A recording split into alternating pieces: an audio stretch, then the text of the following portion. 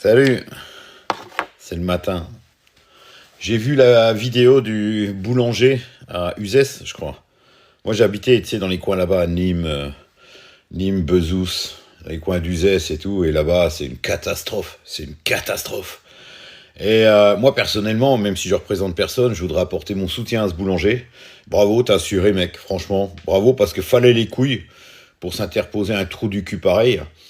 Par contre, méfie-toi parce que ce genre de connard va certainement vouloir faire le mariole et il va revenir certainement avec toute une bande de têtes de cons pour essayer certainement de régler ses comptes. Je te dis juste de faire attention à toi, quoi, parce que t'es un des rares quand même courageux qu'on peut voir en France. Très très très peu de gens comme toi qui ont enfin compris que lorsque ces petits trous du cul de merde taillés à coups de cèpe dans un cure-dent se pointent même avec un flingue pour faire les malins. Il est où le boulanger là? Il est où le boulanger là?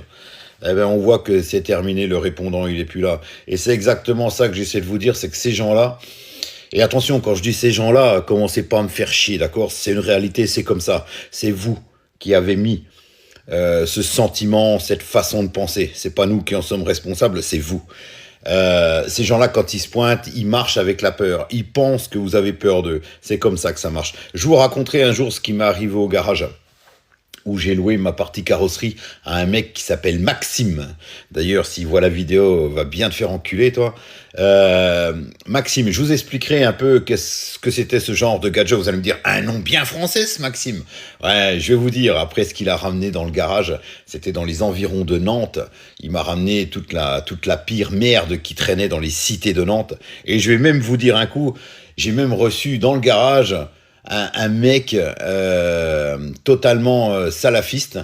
Le mec, figurez-vous qu'il était passé à la télé pour escroquerie aux allocations familiales. Il avait déclaré énormément d'enfants dans plein de pays et tout. Il avait été poursuivi. Et ce mec-là, je l'ai retrouvé dans mon garage un jour. Bref, je vous expliquerai tout ça parce que ça vaut le coup d'œil. Alors tout ça pour vous dire que en France, ben la situation elle est pourrie et on se retrouve avec des petits trous du cul de merde comme ça qui n'hésitent pas à venir avec des flingues. Et en plus dans les coins d'Uzès là-bas, je les connais bien. C'est des putains de grandes gueules, mais des putains de grandes gueules. Et voilà, donc par contre, à voir la justice ce qu'elle va faire, parce qu'à mon avis, ça risque d'être encore lui qui a été emmerdé. Vous avez vu, il a même dit qu'il a été obligé de le laisser partir pour pas être emmerdé. Ça aurait été en Biélorussie, putain, on serait tous foutus dessus, le fusil, il l'aurait pris, il l'aurait fini, il aurait rentré dans sa cité avec le fusil dans le cul.